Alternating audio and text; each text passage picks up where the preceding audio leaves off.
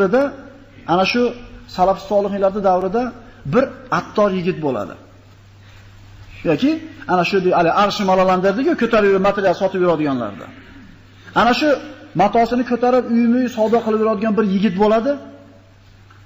Ko'chalarda ana shu odatiga ko'ra kelib, eshik tagiga kelib, ayollar ko'chaga chiqmaganligi uchun eshik tagiga kelgan ekan do'kon birodarlar. Taqvo qilsa ayollarga magazin eshik tagiga kelgan ekan.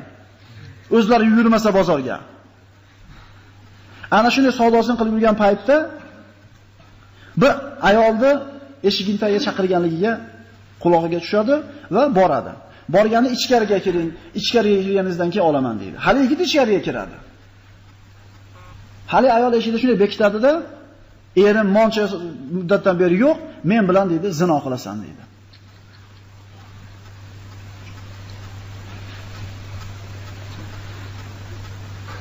Majbur. Nima qilayim, ilojim yo'q qoldi deb qo'ymadi. Aytdiki, agar sen chiqib ketaman desang, hozir baqiraman, meni uyimga bostirib kirdi, tajovuz qildi, o'ldirmoqchi bo'ldi, zino qilmoqchi bo'lsa, endi o'ldiriladi bu. Zino qilay desa, Allohdan qo'rqadi. Qilmay desa, bu yerda tuhmat turibdi. Mushkulami birodarlar? Bu mushkuladan kim chiqaradi insonni bu o'rinda? Faqat Alloh azza va jalla chiqaradimi? Fattaqulloh va yuallimukumulloh. Va man yattaqillaha yaj'al lahu makhraja. Allohdan qo'rqinglar deyapti. Har qanaqa muammodan chiqib ketish yo'lini o'zim ko'rsataman dedi. Nima qildi yigit?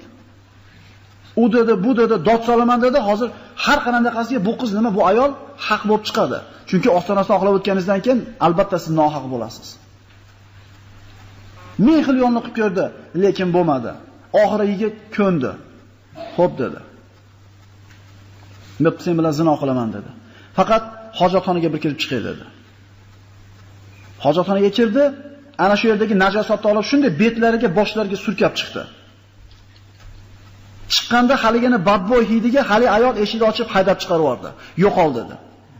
Zinodan qutulganligiga, ma'siyatdan omonda qolganligiga hamd aytgancha yurgancha ko'chadan ketdi. Yuzidagi najosat mushki ambarda hidini taqatib turar edi. Birodarlar, bu payg'ambar zamonida emas, keyingi davrda bo'lgan. Bu avliyo, sahoba yoki bo'lmasam siddiq emas, oddiy bitta yigit bo'lgan. Lekin taqvo qildi, Alloh nima qildi? Mahrajni berdimi? Birodarlar, bu amaliy misollar. Endi kitob yozib qo'yganda demaylik, bu bo'lgan ishlar birodarlar.